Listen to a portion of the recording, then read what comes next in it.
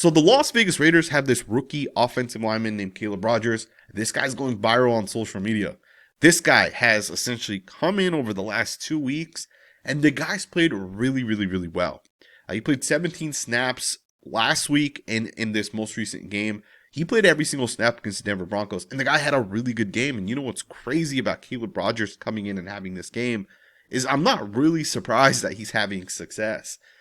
But he is going viral on social media, and the reason why he's going viral is because he was asked about something specific. If you guys don't know this, Pro Football Focus gave Caleb Rogers one of the highest grades this past week. They say this guy gave up no hits, no sacks on the quarterback, and he gave up no hurries or pressures, generally speaking. And he was asked about this, right? Like, what are your thoughts, Caleb Rogers? Your first full game, you're graded really high. You gave up no pressure scoring in PFF. This guy, you know, he kind of took some shots at PFF in basically an indirect way. But I love some of what we're hearing from this guy. And I want you guys to check this out, and then we'll talk about this on the other side. PFF is not my standard for my success. And they're lying. Go watch the game. 0 sacks, 0 pressures. That's not true. The sack we gave up in the back of the end zone, I mean, we all got muddled up, whatever. We didn't throw the ball, but my guy made that tackle. So y'all can give that to me. And then, like I said, I had one I got beat early, beat across the face. Effort made up for it. I was able to block the guy, but Gino ended up flushing through the middle of the pocket. Next down, 2nd and 6, so it was a gain. But, I mean, I'm not going to allow PFF to, you know, define my success. I'm like, oh, okay, PFF says I'm doing good. Like, perfect. We don't care about PFF. We don't look at PFF. My mom sure does. So it's cool for her. But at the end, and it's cool for my wife. You know, it's cool for me if I guess if I wanted to try and look into it. But I mean, just really trying to stay away from that stuff, not allowing that to fuel me and say PFF did a good job, so I did a good job. I need to just allow myself to do that myself and move on. So he's saying PFF is not my standard. He's saying it is not what I look at for success. Now, he says PFF is lying about the sacks and quarterback hits and pressures, but PFF actually is not lying. Caleb Rogers is wrong in this situation, only because PFF measures things differently, right? Caleb Rogers is saying, hey, my guy went and tackled the quarterback, so that's a sack on me. But PFF is going to say, hey, well, the left tackle's the guy that lost. The left tackle's guy is the guy that blew the entire play up. He's the guy that grabbed onto the quarterback. And the quarterback may have slipped away from the left tackle's guy, and your guy may have cleaned it up, but the sack is not on you. That's on the left tackle. And I agree with the way PFF does it. I think that's the right way to measure this, but that's not the point of this entire thing, right? The fact that Caleb Rogers is taking accountability for things that aren't even really his fault. You know, truth be told, the guy's tape was really good this past week, and that doesn't mean he had no losing reps. There were 3 or 4 snaps that I counted from watching the 50-plus snaps he played that he lost. But generally speaking, second ever game for this guy. First full game in which he played every single snap. And Caleb Rogers looks really, really, really good. This guy's a natural leader. And this isn't based off of what he said in that interview that he was kind of asked, or the question he was asked. Him being a leader is stuff that he's done over the course of this game, or over the course of this season. It's based off of some of what I've heard about him. I'm not surprised that this guy's having the success that he's having. He was solid in college, had a pretty good preseason. He looks pretty good, and it's still early on. We'll see how he continues to develop. But Caleb Rogers, to me, man, looks like he may end up being one of the team leaders for the Raiders as we go forward. I love what we're hearing from this guy. And you know what only makes it that much better, the fact that he actually looked good on tape and he's having success. You can tell this guy's a former tackle on tape based off of how good he is in pass pro. The guy had some reps that were really impressive against some really good defensive linemen. The guy was just flat out very, very, very solid all around. And I'm excited to continue to see this guy develop as he continues to go forward. And again, you know, some people will say he's taking shots at PFF and talks about how his mom will you know, look at PFF and his wife potentially. But I love some of what we're hearing from Caleb Rogers. Hopefully the Raiders don't pull this guy as Jordan Meredith gets fully healthy and is able to kind of come back. Hopefully the Raiders just let this guy play the rest of the season. Another thing to kind of throw out there, Caleb Rogers looks good right now, and that's without having real NFL coaching from the offensive line coach. This guy's offensive line coach is not good, right?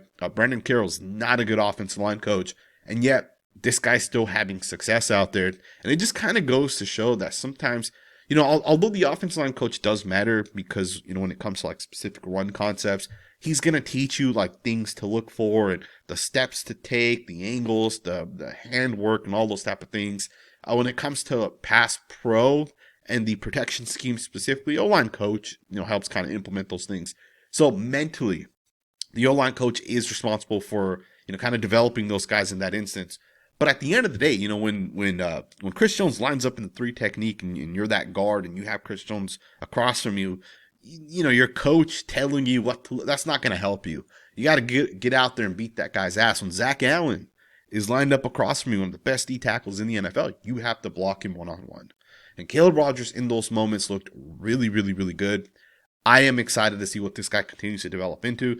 And keep in mind, going into this offseason, the Raiders have one less offensive lineman from at least what it looks like right now. It's one less offensive lineman to worry about. Dylan Parham is going to become a free agent. From what I've heard, he's going to be one of the higher paid free agents for this draft or for this free agency period, given the draft wasn't great that Parham came out of. So the guys, 4 years, about to become free agents. It's not great. Doesn't look like a great free agents class, but there are some good guards kind of coming out. So we'll see what the Raiders kind of do as the draft continues. But Caleb Rogers is probably going to be locked in to start at right guard for the Raiders as we go forward. Now, there are a couple other things that I want to get into. Kolton Miller has officially returned for the Las Vegas Raiders. He is practicing, and I had mixed feelings about this because on one end, I want Kolton Miller to be fully healthy, and the guy started this season off having the best season, and it's not just like statistically, right? I don't really care about the stats, but like on tape, this guy looked incredible. Like he was dominant. Pass blocking, run blocking, Kolton Miller looked phenomenal. And again, this was the best Miller has looked in the entirety of his career. And it's unfortunate that he ended up getting hurt because if you guys remember, just kind of going back, he was hurt for like 2 or 3 straight seasons. He decided not to get surgery that first time he got hurt. I believe it was his shoulder. He decided not to have that surgery. Came in the following year. The shoulder still kind of bothered him. Missed games at the end of the season and then finally had the surgery. Did not have an entire offseason. So 3 years of Kolton Miller's, last 3 years specifically, kind of got impacted because he was not able to really have that offseason. This past offseason was the first time he got that. And keep in mind, the injury started back in like 2021, 2022. So it's been a while since Kolton Miller's not been fully healthy. This past offseason, he got a full offseason to work, train, get better. And he put a lot of effort into it, and it is unfortunate because the high ankle injury that he ended up having, you can't control that, right? It was, I think, the second to last play of that game. Someone falls right into his ankle, just like that, he's out, right? And I believe he was carted off the field. You can't control those type of things, right? Joe Watt kind of had the same injury end up happening twice. Someone hit the ankle and eventually knocked him out. But I am excited to watch Kolton Miller kind of come back to see how this guy looks as we finish this season. Also, keep in mind, Geno Smith is not back at practice, which means Kenny Pickett is likely going to start for the Raiders, as Ian Rappaport reported yesterday. Ryan McFadden says the Raiders quarterback Geno Smith, right shoulder / back, is not practicing for the second straight day. There's a real chance we're going to get Kenny Pickett back. And again, as we go forward, I think is very important for the Raiders. Is Kenny Pickett the future? He's probably not. But we need those answers before the season ends. And again, hopefully at some point soon, even even Charles Grant is able to kind of come in and play. And that would also answer some more questions for the Raiders. We should theoretically have a boost on the offensive line coming up in this Eagles game. Now, it's obviously going to be a difficult game. The Eagles are a good team, good defense, a pretty good defensive line. And again, it's not going to be an easy game for the Raiders. But again, if Kenny Pickett's the future or if he has any sort of potential, we need to know. If there's any sort of Baker Mayfield or Sam Darnoldist, in that player in Kenny Pickett, we need to find those things out. So Geno Smith is likely out. Now, I should also just throw this out there. Geno Smith actually has an injury guaranteed in his contract, which some people have talked about recently. And it is true, he does have an injury guarantee, but I don't think that injury is the same as kind of, hey, Geno Smith just missed the last 3 or 4 games. Geno Smith's not, he doesn't have to get like surgery and he's not going to be out for the season or anything like that. But some people do think, and keep in mind, sometimes language can be tricky. Players will take teams to court, right? Or at least to the NFL. I forget what it is, but like the NFL internal, the way they settle things. And if that happens, there's a chance Geno Smith fights the Raiders for that extra money, right? That injury guarantee. So if the Raiders cut Geno Smith at the end of this season, we save $8 million going into next season. Now we lose $16 million, but we still save $8 million. And if the Raiders end up, if Geno Smith ends up saying, hey, I was hurt, I needed to get off-season surgery, the Raiders release me, well, I need my injury guarantee, which means that $8 million we would save technically goes to Geno Smith, and we won't save that money at that point. So there is, a little bit of this kind of happening behind the scenes. We'll see what that leads to. If Geno Smith does come back at that point, you can make the argument he doesn't need the surgery and he's healthy and he's good. And if the Raiders release him at that point, we'll save that $8 million. Let's wrap it up, man. Just kind of talking about quarterbacks. Now, obviously, we don't know if Kenny Pickett's the future. I do want to find out if he is. But some people are actually saying something really interesting about Joe Burrow. If you guys have not seen this, I'm going to let you guys listen to this presser. But some people are saying this presser kind of confirms that Joe Burrow no longer wants to be with the Bengals. Or, he's almost talking about the Bengals as in like, I don't have the love to kind of stay with the Bengals. And some people are saying some teams should be reaching out to the Cincinnati Bengals to see if Joe Burrow is potentially tradable, if Joe Burrow potentially wants out. I want you guys to listen into this. I don't 100% buy into this, but I want you guys to listen into this, and we're going to talk about this on the other side. No, it certainly doesn't change my desire to win. If I want to keep doing this, I have to have fun doing it. I've been through a lot, and if it's not fun, then what am I doing it for? So that's the mindset I'm trying to bring to the table. How much fun are you having right now? Is it difficult to have fun, given the season, what you've been through physically, emotionally, all of it? Is it tough? Yeah, certainly. Did you have fun playing before how much of it was fun before? Winning's always fun, but in general, was it as fun before you got hurt? Did you view it that way at least? No, I wouldn't say I viewed it that way. I think.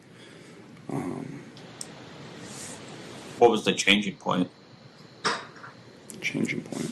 I'm not sure there was a singular moment or of time. It's just reflection on a lot of things that I've done and been through in my career. I think I've been through more than most, and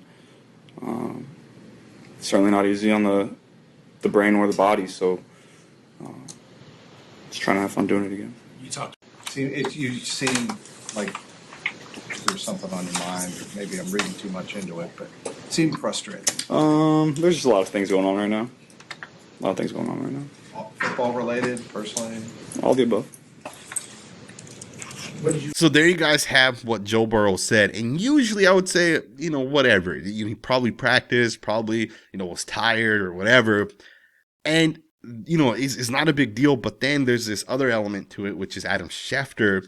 And I apologize because the video is super, super grainy for some reason. I don't know why Adam Schefter posted it this way, but he actually posted this.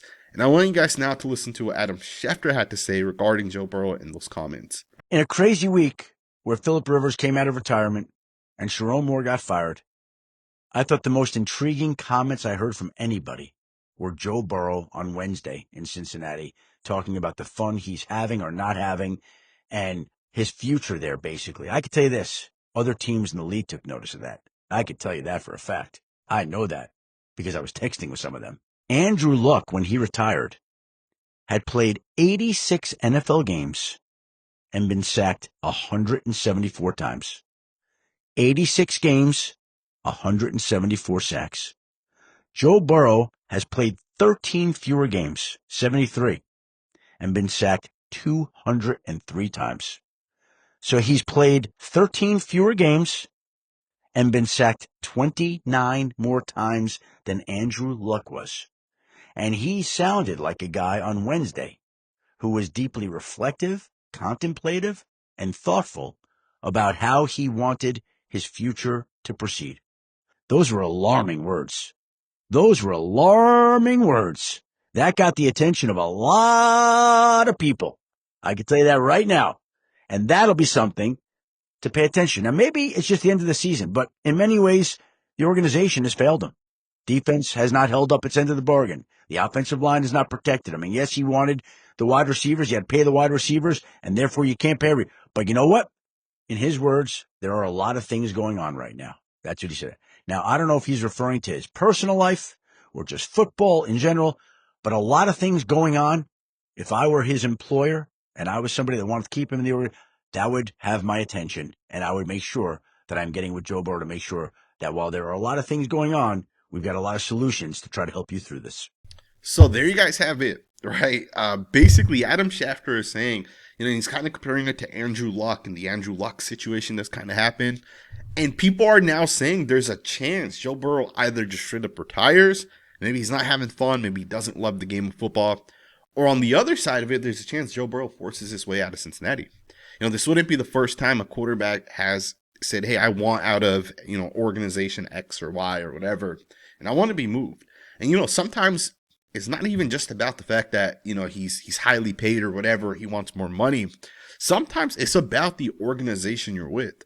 Look, the Cincinnati Bengals are one of the worst organizations in terms of team building.